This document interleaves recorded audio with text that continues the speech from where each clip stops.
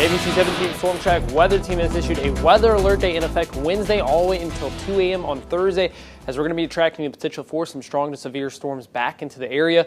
Taking a look at the ABC 17 Storm Track future track, starting off this morning, going to be on the drier note. Still going to be feeling very humid across much of central Missouri, especially as we head towards the second half of the afternoon hours. But by noon today, we're going to start to see an increase in the cloud cover to partly cloudy skies that starts to pull ahead of a front from the northwest.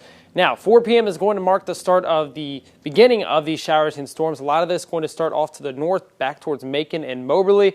It'll eventually move to the southeast, becoming a tad bit more scattered, and eventually into the later overnight hours, many more portions of mid-Missouri will start to see it pull back into the region, and that severe risk going to continue to increase throughout the overnight hours. So late into Thursday at 2 a.m., still seeing widespread coverage, but we'll start to see that severe risk start to drop off after 2 a.m.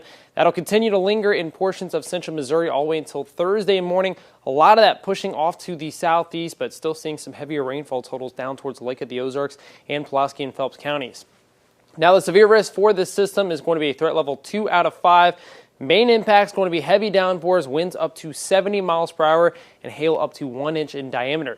Now, the primary risk we're going to be looking at is still going to be that damaging wind risk that's going to be widespread over the entire state of Missouri.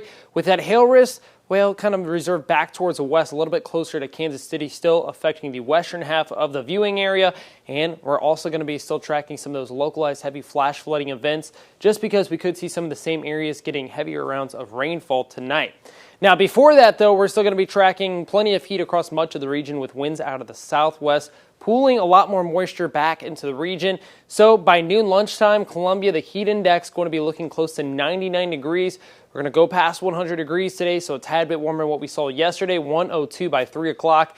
And then as we head off towards 5 p.m., some areas up to 104. So going to be looking at a hot day across much of central Missouri. Now, temperatures will start to pull back as we head off into the evening hours, as we're going to see that cloud cover come back into play, and eventually some of those showers and storms. So not going to be feeling as hot, but going to be tracking those showers and storms. Now, a lot of that starts to taper off Thursday morning, but as we head off into Friday afternoon and Friday night, we're going to see another system of widespread showers and storms back to the region.